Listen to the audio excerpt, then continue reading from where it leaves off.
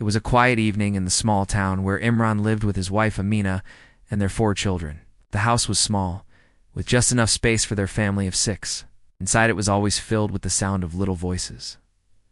The Quadruplets, 2 boys, Hamza and Haroon, and 2 girls, Hira and Hania, were only 3 years old. They laughed, argued, and played together all day, often leaving toys scattered across the floor. Amina tried her best to keep up with them, but raising 4 children of the same age was not easy. Am worked at a small mechanic shop in town. The pay was low, and the hours were long. Every morning, before the sun rose, he would quietly get out of bed, wash his face, and leave for work. By the time he returned in the evening, the children were already tired and ready for bed. Most days he would barely get a moment to play with them. Deep inside, he loved his family, but the constant struggle to make ends meet was wearing him down. The bills piled up. The rent was overdue. There were times when there wasn't enough money for proper meals. Amina noticed that Imran had become more distant over the past few months. He spoke less, smiled less, and seemed always lost in thought. She tried to talk to him, but he would only say, "It's nothing. I'm just tired." But it wasn't just tiredness. It was a heavy feeling in his chest, the pressure of responsibility, the fear of failure, and the constant voice in his mind telling him he was not enough. One late evening, after a long day at the workshop, Imran came home to find the children crying. The gas cylinder had run out, and Amina could not cook dinner. She looked exhausted, her eyes red from trying to comfort the children while also worrying about how to get food on the table. She asked Imran if he had been paid that day. He shook his head and said the payment had been delayed again. The conversation turned into an argument. Amina reminded him of the rent that was due in 2 days, the school fees they had to save for, and the groceries they needed. Imran, feeling cornered and hopeless, raised his voice, saying he was doing his best. But inside he felt like his best would never be enough. After a few minutes, the argument ended with silence. Amina turned away to calm the children, and Imran sat alone, staring at the floor. That night, Imran lay in bed, unable to sleep.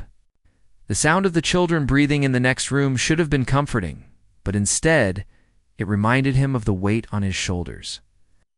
He thought about how other men seemed to have better jobs, better houses, and more money. He wondered if his family would be better off without him, if maybe someone else could give them the life they deserved. Around midnight, while the house was quiet, Imran got out of bed. He moved slowly so Amina wouldn't wake up. He went to the small cupboard in the corner and took out an old bag, packed a few clothes, some money he had hidden away, and his identity card. He stood in the doorway for a moment, looking toward the room where his children were sleeping. His heart ached, but he convinced himself that leaving was the only way to escape the constant feeling of failure. Without leaving a note, without saying goodbye, he stepped outside. The cool night air hit his face as he walked away from the house, his footsteps growing quieter with each step. He did not look back. The next morning, Amina woke up early to prepare breakfast. She noticed Imran's side of the bed was empty, but she thought he might have gone to work early. She made tea, woke the children, and tried to keep the morning routine going. But when she went to bring him tea in the small sitting area, she saw the empty corner where his shoes usually were. Her heart sank. She checked the cupboard. Some of his clothes were gone. She called his phone, but it was switched off. At first, she told herself there must be a reasonable explanation. Maybe he had to go somewhere urgently for work. But as the hours passed and the sun moved high in the sky, the truth began to sink in. He was gone by evening. Neighbors began to notice. In a small town, news spreads quickly. Some came to ask if everything was all right, but their questions carried an unspoken judgment. Whispers started in the streets about how a man could leave his wife and children, about what might have happened between them. Amina kept her head down, trying to hide her tears from the children. Hamza, the eldest by just a few minutes, asked where their father was. Amina forced a smile and told them he had to go far away for work. The children, too young to understand, accepted her answer, but deep inside, a part of them missed the man who used to carry them on his shoulders. Days turned into weeks. There was no word from Imran, No call, no letter, no message through anyone. It was as if he had disappeared into thin air. Amina faced the harsh reality that she was now both mother and father to 4 young children. She would have to find a way to feed them, clothe them, and raise them without any support. Life from that point on was no longer just difficult. It was a daily test of patience and strength. Mina started looking for small jobs in the neighborhood. She washed clothes for a few families, cleaned houses, and sold homemade snacks in the market. Each day was a balancing act, working to earn money while still taking care of the quadruplets. She had no time for rest, no space for grief. Her only focus was to keep her children safe and healthy. The children noticed her struggles in their own small ways. Hamza would help by keeping the younger ones busy so she could cook. Haroon tried to make her laugh when she seemed tired. Hira and Hania learned to help with simple chores like folding clothes or fetching water. They didn't fully understand why their father wasn't there, but they could see that their mother needed them. Imran, meanwhile, was far away, starting a new life in another city. He found odd jobs, sometimes as a helper in a store, other times as a driver, but nothing steady. The thought of his family crossed his mind often, but he pushed it away, telling himself that going back would only remind him of his failure. He believed that by staying away, he was somehow saving them from his own shortcomings, but what he didn't know was that his absence had left a hole in their lives that no one else could fill. Mina learned to smile through her pain, but late. At night, when the children were asleep, she would sit alone in the quiet house, staring at the door, wondering if he would ever walk back through it. She thought about the promises they had made when they first got married, and how quickly those promises had faded. The first part of their story was one of loss, confusion, and unanswered questions. A man had walked away from his family, thinking he was escaping his troubles, but in doing so, he had left behind 4 little lives that would grow up shaped by that single choice. The quadruplets were still 2, young to understand the meaning of abandonment, but one day they would. And when that day came, it would change everything for both them and the man who had left.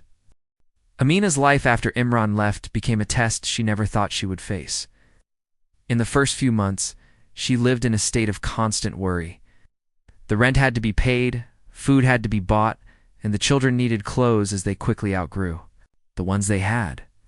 She had no savings, and there was no one she could truly depend on. Some relatives helped a little at first, but as time went by, their visits became less frequent. People had their own lives and problems to deal with. Her days started before the sun came up. She would wake quietly, making sure not to disturb the quadruplets. She boiled water for tea and prepared whatever simple breakfast she could sometimes. Just bread with butter or a little sugar sprinkled on top.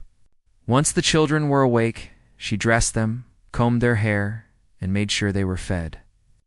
Then she would send them to a small neighborhood school when they were old enough to attend. Until then, she kept them with her as she worked. Work was never steady. Some days she cleaned houses in the richer part of town. Other days she washed laundry for neighbors who could afford to pay her a small amount. She learned to sew clothes for extra income, working late into the night by the dim light of a small lamp. In the afternoons she made small snack packets, fried lentil patties, samosas, and sweet fritters, and sold them in the market. It was tiring, and the pay was barely enough to survive, but Amina had made up her mind. She would not let her children feel unwanted or go hungry. The quadruplets were growing fast. Even though they were young, they had begun to understand that life was not easy. They noticed how their mother came home with sore hands and tired eyes. They saw how she sometimes skipped meals so they could eat more. They felt her love in every small act, from patching up their torn clothes to telling them bedtime stories even when she was exhausted. Hmza, the eldest by minutes, started to take on a role of responsibility.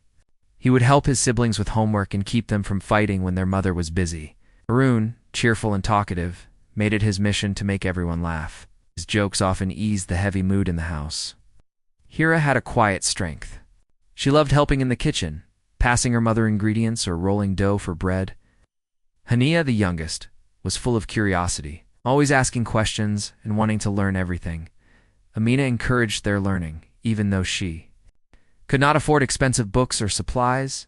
She found ways to make sure they studied. Sometimes she borrowed books from neighbors. Other times, she used scraps of paper to write out lessons herself. She knew education was their best chance at a better life. The years passed, and the children moved through school grades one by one. Amina celebrated every small success, a good mark on a test, a sports medal, or a school certificate. Would proudly hang them on the wall, letting the children know that their hard work mattered. Yet, there were moments when the absence of their father was felt deeply. Father's Day events at school were the hardest. The other children would arrive with their fathers, proudly introducing them to teachers. The quadruplets would quietly avoid talking about their father. If anyone asked, they would say he was working far away. They didn't want pity, and they didn't want people to think badly of their family. At home, the topic of Imran rarely came up. Amina never spoke badly about him, even though she carried the pain of his departure in her heart. She believed that speaking with bitterness would only harm the children. When they asked where he was, she would say, "He is far away, and we don't know when he will come back." She left it at that, allowing them to form their own feelings about him as they grew older. The turning point for the family came when the quadruplets reached their teenage years. They wanted to help ease their mother's burden. Hamza started working part-time at a small repair shop after school. Harun began tutoring younger children in the neighborhood. Hira helped a local shopkeeper with organizing shelves, and Hania started making simple crafts to sell at the market. The little money they earned went directly into the household budget. It wasn't much, but it made a difference. The family grew closer during these years. They often had dinner together at the small table in their home, sharing stories about their day.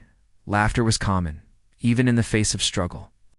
They learned to find joy in the simplest things: a shared meal, a sudden rain shower, or a walk together to the park. By the time the quadruplets finished school, they had developed strong personalities shaped by years of hardship. Hamza had a natural talent for fixing machines and enrolled in a technical training program to become a mechanical engineer. Harun, inspired by the teachers who had supported them, decided to study education and become a teacher himself. Hira, who had always cared for people, entered nursing school. Hania, with her creative mind, started dreaming of running her own small business. Amina was proud beyond words.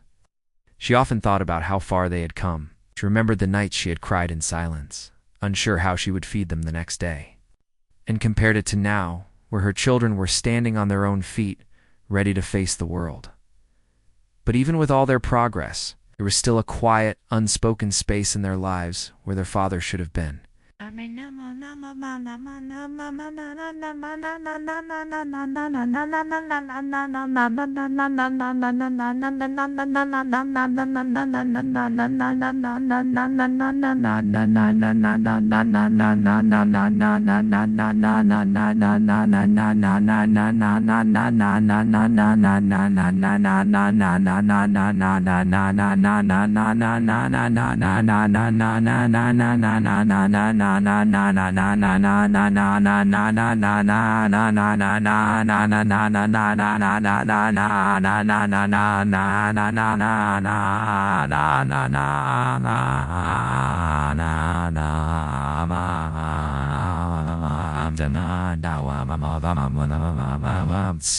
Had seen him since the day he left. They didn't know if he was still alive, if he thought about them, or if he ever regretted leaving. Each of them carried that question in a different way. For Amina, the answer didn't matter as much anymore. She had built a life without him and had raised her children into good, hard-working young adults. Still, sometimes when she saw a father walking hand in hand with his child, she felt a small ache in her chest, not for herself, but for the moments her children had missed. The quadruplets never said it aloud, but they too wondered. In the back of their minds, they imagined what they would say to him if they ever saw him again.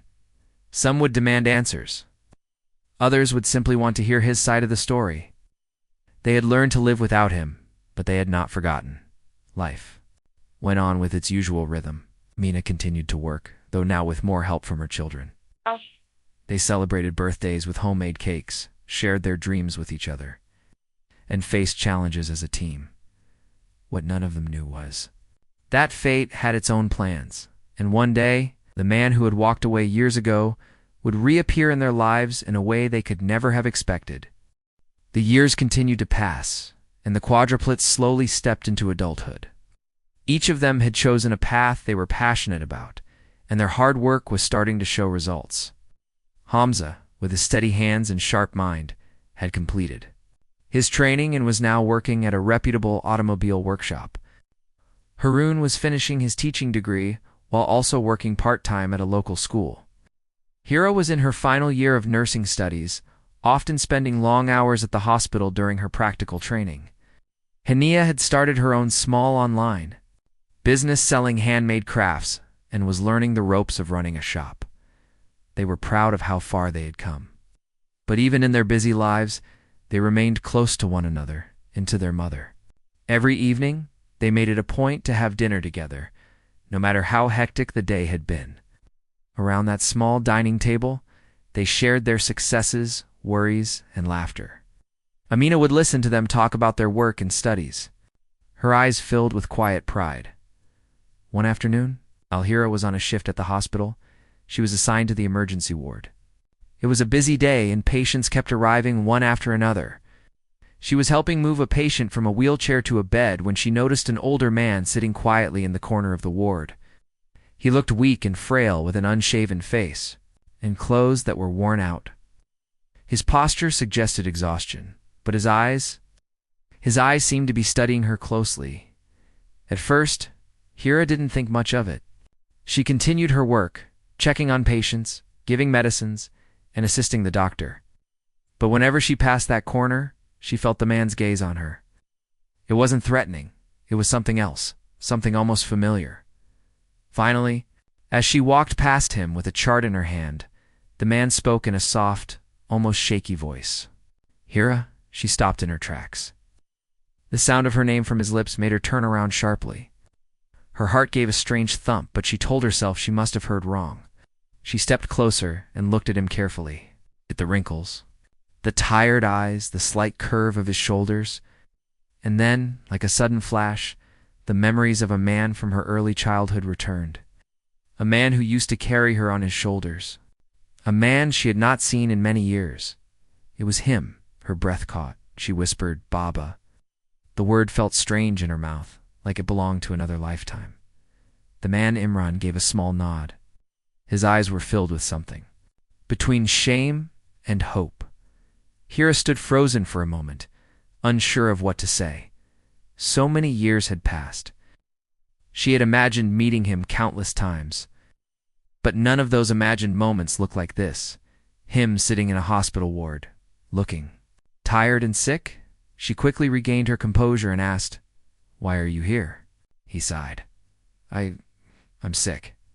I came for a checkup. I've been living in a shelter. I didn't know I'd see you here. The words sank into her mind like stones in water. Living in a shelter? The man who had left them all those years ago now had nowhere else to go? Before she could ask more questions, another nurse called her away for an urgent task. She told him to wait, unsure if he actually would. During her break, she returned to find him still there, sitting quietly. She decided to ask a few questions carefully, because her emotions were a mixture of anger, confusion, and pity. He told her that after leaving, he had moved from city to city, doing small jobs. Some months were better than others, but eventually his health began to fail. He had no steady income and no one to turn to, so he ended up in a shelter. Hira listened, but kept her feelings guarded. When her shift ended, she told him to stay there while she made a call. She stepped outside the hospital and dialed Haroon. "First, Haroon, you won't believe who I just met," she began. Her voice low but intense. He asked what was wrong, and she told him everything. There was a long silence on the other end. Finally, Haroon said, "We need to tell Hamza and Hania. We all have to decide what to do." That evening, the quadruplets gathered in their small living room. Mina noticed their serious faces and asked what was happening. Hira hesitated, but then told the truth. "I saw him today, Baba, at the hospital. The room fell silent. Hamza leaned forward, his hands clasped tightly. Its jaw tightened. Hanya looked both curious and cautious. Amina sat back slowly, absorbing the news. "And how is he?" she asked calmly. Hira told them about his frail condition, his life in a shelter, and his lack of resources. Also repeated what he had. Told her about the years since he left. Haroon spoke first. "So now he's sick and needs help, and we're just supposed to forget everything he did? He walked out on us. Didn't care then? Why should we care now?" Hamza's voice was lower, but steady. "He's still our father. I'm not saying we have to forgive him completely, but maybe we should at least hear him out." Hania looked at their mother. Amina was quiet for a moment before answering. "I think this is a choice you must make for yourselves. I have made my peace with what happened long ago. You are not defined by his mistakes. If you can help him, do it for your own hearts, not for him." Quadruplets looked at each other, understanding that this was not an easy decision. Each of them carried their own wounds from his absence. Helping him would mean opening those old wounds again, but it might also bring closure they didn't know they needed. They decided they would meet him together. If nothing else, they wanted to look into his eyes and show him what they had become despite his absence. Whether they would help him or not would depend on what they saw in that meeting. The next day, they went to the hospital where Hira had met him. They found him in a small ward, sitting up on the bed. His eyes widened as they entered for grown children. It's all resembling each other and yet each unique, standing before him. For a long moment, no one spoke. The air was heavy with years of unasked questions. Finally, Hamza broke the silence. "You left us. We grew up without you, but we are here now. Tell us why." Imran's voice was shaky. "I thought I was doing what was best. I thought maybe you'd have a better life without me dragging you down. I was wrong." The words did not erase the pain of the past, but they were the first step towards something none of them had expected. The beginning of a second chapter in their family's story. The Quadruplets left the hospital that day with heavy hearts. Meeting Imran after so many years had stirred up feelings they had buried deep inside. As they walked together toward the bus stop, no one spoke. The city noise surrounded them, but it felt like they were walking in silence, each lost in thought. That evening, they gathered in their small living room once again. Amina sat in her usual chair, knitting slowly, watching her children. She could tell by their faces that they were still processing the meeting. Hamza leaned against the wall, arms crossed. Harun sat forward, elbows on his knees, looking tense. Hira had her hands folded in her lap, her expression unreadable. Hania was restless, shifting in her seat. It was Haroon who spoke first. "I don't understand why we should help him. He left us.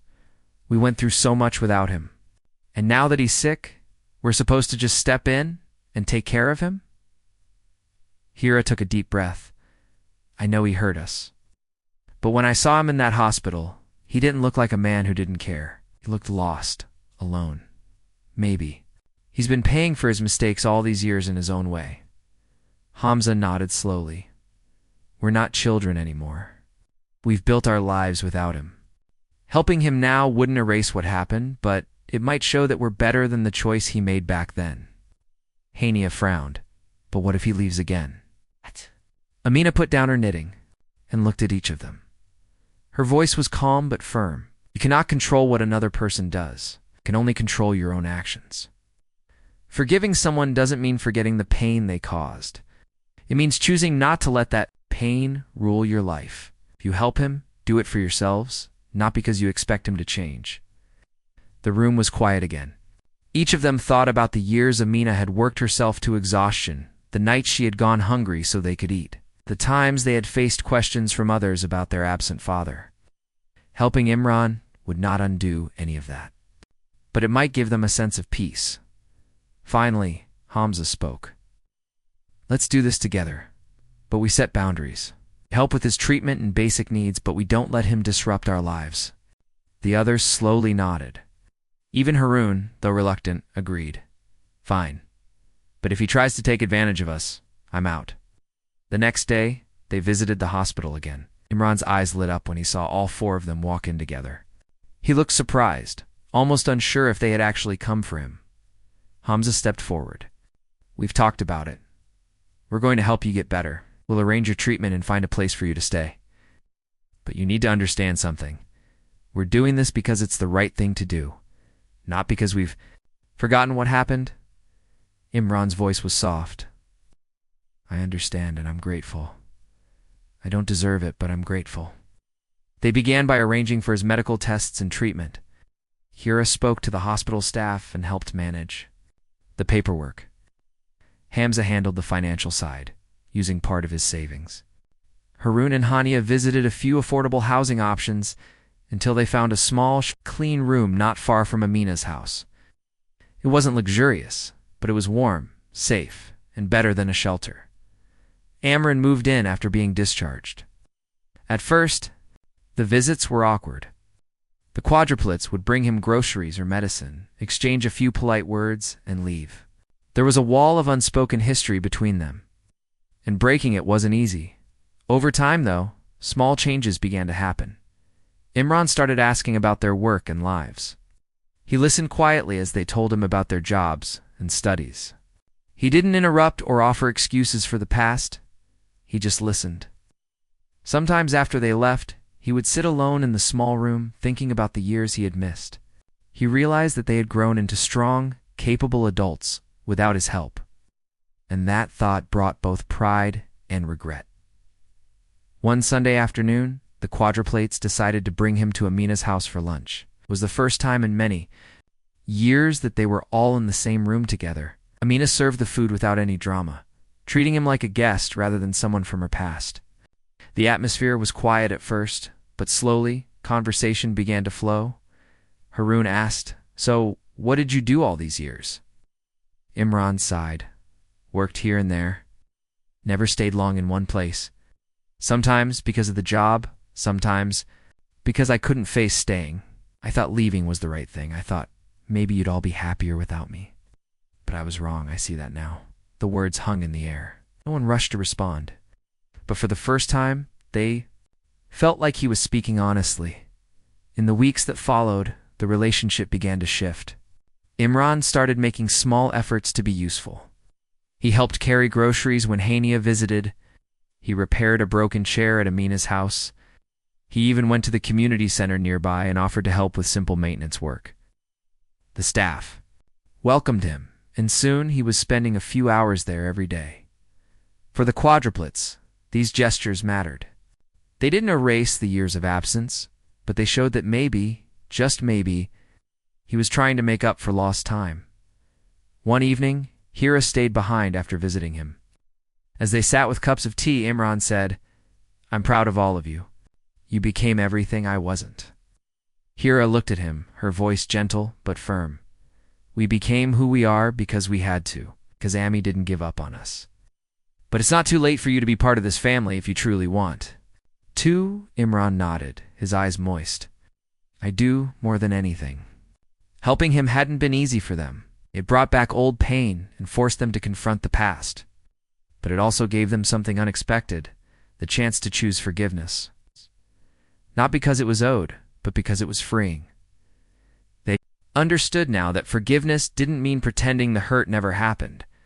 It meant accepting that the past could not be changed, but the future could still be shaped. And as they stood together as a family, not perfect, but trying, they realized that they had taken the first step toward rewriting their shared story. Months passed since the day the Quadruplets decided to help Imran. The awkward silences that once filled their visits slowly began to fade. The boundaries they had set remained in place, but there was now a softer tone in their conversations. Imran, who had once felt like a stranger, was slowly becoming part of their everyday lives, not as if the past had been erased, but as if a new chapter had begun. Imran's health improved steadily with treatment. The pale, exhausted man Hira had first seen in the hospital now walked with more energy, his face showing signs of life again. He began to dress neatly, shaving regularly, and keeping his small room tidy. The Quadruplets noticed the changes. Didn't talk about them openly, but deep inside, they were relieved to see him making an effort. He spent more time at the community center, helping with repairs and talking to other men who came for guidance or to share their struggles. One afternoon, he told the quadruplets, I talked to fathers there. Some are close to leaving their families like I did. I tell them not to make the mistake I made. It was the first time they heard him speak about his past in a way that showed he truly wanted to change. Despite these improvements, the old wounds hadn't completely healed. There were still moments when emotions ran high. Sometimes Haroon, who still carried the most resentment, would avoid staying too long during visits. Other times, Hania would question if they were doing too much for him. But then they would see how he was trying, not asking for money beyond what was necessary, not interfering in their decisions, and slowly building trust. One Sunday, the family gathered for lunch at Amina's house. The dining table was full, bowls of rice, chicken curry, fresh bread, and a plate of fruit for dessert. Imran sat at one end, quietly serving food to Hira and Hania. It was a simple gesture, but it felt unusual after so many years without his presence. After lunch, as they sat in the living room with tea, Imran cleared his throat. I want to say something, he began. All eyes turned to him. I know I can't change the past. I know I can't give you back the years I missed. But I want to spend whatever time I have left making sure I don't repeat those mistakes. I want to be here for all of you, and for your mother. The room was quiet for a moment. Amina gave a small nod, not in full acceptance, but as a sign she had heard him. Hamza said, If you mean it, then actions will show it. We've built our lives with our own hands, and we're not asking you to fix anything. Just be honest and present. Imran agreed without hesitation. Over the following months, he proved his commitment in small but meaningful ways. He attended Haroon's graduation ceremony, cheering with pride when his son received his teaching degree. He accompanied Hera to the hospital on the day she officially became a registered nurse, waiting for her outside the administration office just to congratulate her first. He helped Hania set up a small display for her craft business at a local market, arranging the products neatly and handing out flyers. And he often visited Hamza's workshop, watching quietly as his son worked on engines, occasionally asking questions to learn more. For the quadruplets, these moments mattered deeply. They were not grand gestures, but they showed that he was finally choosing to be present in their lives. Amina, too, began to see the difference. She still kept her guard up. Years of single-handed struggle had taught her not to rely on others easily. But when Imran started helping around the house without being asked, fixing leaky taps and repairing broken furniture, she began to accept that perhaps he truly had changed. One day, Imran approached Amina privately. I know I have no right to ask for anything, he said quietly, but I want to thank you. You raised them so well. Everything they are is because of you. Amina looked at him for a long moment before replying, I did what had to be done. But now it's your turn to do what you should have done long ago. Be a father. The most surprising moment came a few months later when the quadruplets planned a family outing. It was nothing fancy, just a picnic at a park on the edge of town. They spread out a blanket under a large tree, played simple games, and shared homemade food. At one point, Haroon and Hamza began a friendly game of cricket, with Imran joining. And laughter filled the air, and for a brief moment, it felt like the years of distance had faded, replaced by something warm and whole. Later, as the sun began to set, Hira looked around at her family. Her mother was smiling softly. Her brothers were laughing with their father. Hania was taking pictures of the scene. It was not a perfect picture. It was a picture of survival, of choosing to rebuild rather than remain broken. In the following weeks, Imran continued to find purpose at the community center, where his story became a lesson for others. He spoke honestly about the regret of leaving his family, how it had haunted him, and how he was trying to make amends. The staff admired his dedication and often told the quadruplets how much he had changed. One evening, during another family dinner, Haroon surprised everyone. Looking directly at his father, he said, I don't know if I'm ready to forgive you completely, but I see you trying, and that counts for something. Imran's eyes softened. That's more than I deserve, and I'm grateful. By the end of the year, their bond, though still fragile, had grown stronger. The quadruplets didn't forget the years without him, but they no longer carried the same weight of anger. They understood now that their strength came not from what they had lost, but from what they had built, and from their decision to show compassion even when it wasn't easy. On a cool winter evening, house. The table was filled with food, the room with warmth. Imran looked around at the faces of his children, his wife, and felt something he hadn't felt in decades, a deep, steady peace. His fate, once marked by abandonment and regret, had been rewritten by the very people he had walked away from. The story of their family was no longer just about a man who left and the children he abandoned. It had become a story of resilience, choice, and the quiet power of forgiveness. They were not pretending the past had been kind, but they were proving that the future could be. And as they sat together that night, sharing laughter and stories, it was clear that while time could not be reversed, it could still be used to heal one choice, one action, and one day at a time.